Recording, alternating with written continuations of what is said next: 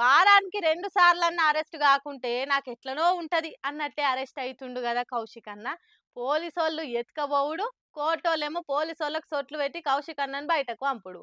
మొత్తం పిల్లల కల్లెక్క కొట్లాటల లెక్కనే నడుస్తుంది. పాడి కౌశిక్ అన్నను వీకెండ్ వస్తే షాపింగ్ మాల్ కు పోయినట్టు పోలీసోళ్ళు వచ్చి వీకెండ్ వస్తే చాలు పోలీస్ స్టేషన్ కు తోలుకపోతుండ్రు. కాంగ్రెస్ వాళ్ళ మీదకు కోల్లాగ లెక్కనే రంకెలేస్తుండు కౌశిక్ అన్న. సందు దొరుకుడు ఆలస్యం, లావట్ ఎత్తుకపోయి పోలీస్ స్టేషన్ లో పడేస్తుండ్రు సర్కారోళ్ళు. ఇక టామ్ అండ్ జెర్రీల కథనే నడుస్తుంది ఇలా ముచ్చట. ఇవాళ ప్రెస్ మీట్ పెట్టిన కౌశిక్ అన్న సర్కారోళ్ళను గట్టిగానే అరుచుకుండు. మొన్న కరీంనగర్ మీటింగ్ లా జగిత్యాల ఎమ్మెల్యే సంజయ్ ముందుగాల కౌశిక్ అన్నను రెచ్చగొట్టిన వీడియోలు బయట పెట్టిండు కౌశిక్ అన్న. మొగాన్ని కొట్టి మొరమొర అన్నట్టు అధికార పాటోలే ముందుగాల కైక్కున మీదికొచ్చి రెచ్చగొడుతుర్రు. ఆళ్లే చేతులు పెట్టి దొబ్బుతుర్రు. మీద చెయ్యేసినోళ్ళ మీదకు చెయ్యి లేపితే అగో మా మీద దాడి చేసిండని కేసులు పెడతారు. ఈ డ్రామాలు కాంగ్రెస్ వాళ్ళు వండిస్తుంటే పోలీసోళ్ళు సప్పట్లు కొట్టి కమాన్ కమాన్ అని ఎంకరేజ్ చేస్తున్నట్టే ఉన్నదని అంటుర్రు కౌశిక్ అన్న అభిమానులు. ఇవాళ ఇదే ముచ్చట మీద మీటింగ్ పెట్టి గట్టిగానే ఆడుచుకుండు కౌశిక్ అన్న.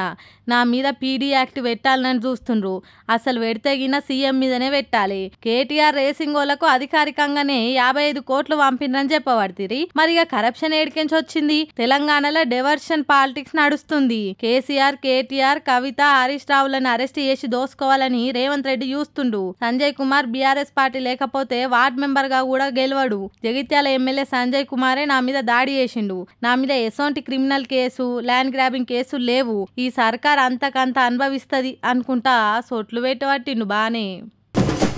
ఫార్ములా ఈ రేసులో అవినీతి అయిందని కేటీఆర్ మీద కేసు పెట్టి ఏసీ బోళ్ళు ఎంక్వైరీ చేస్తుండ్రు. ఈ ఎపిసోడ్ అంతా వీక్లీ సీరియల్ లెక్క నడుస్తూనే ఉన్నది. కేటీఆర్ మీద ఏమన్నా ఆధారాలు దొరికినాయా అంటే ఏసీ బోళ్ళు బయటకు చెప్తలేరు. అరెస్ట్ చేస్తారని కాంగ్రెస్ మీడియా ఛానళ్లు ఊదరగొడుతున్నాయి. కేటీఆర్ ఏమో రూపాయి కూడా వేస్ట్ కాలే, తెలంగాణ గౌరవాన్ని పెంచినమంటుండు.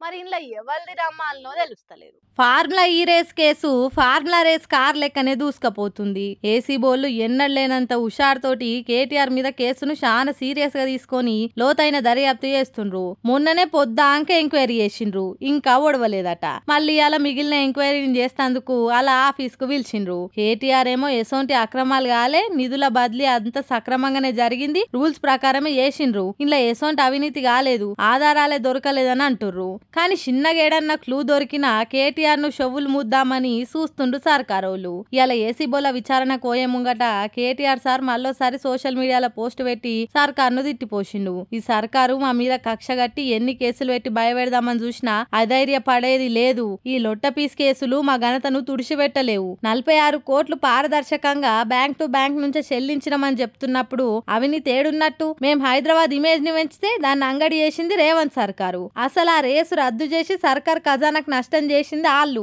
అవినీతే లేని కాడ బకెట్ల నీళ్లు పోసి షాపలు పట్టినట్టు చేస్తుండు సీఎం అని దుమ్మెత్తి పోసిండు. మరి చూడాలే ఈ కేసు ఇంకెన్ని టర్నింగులు తిరుగుతుందో.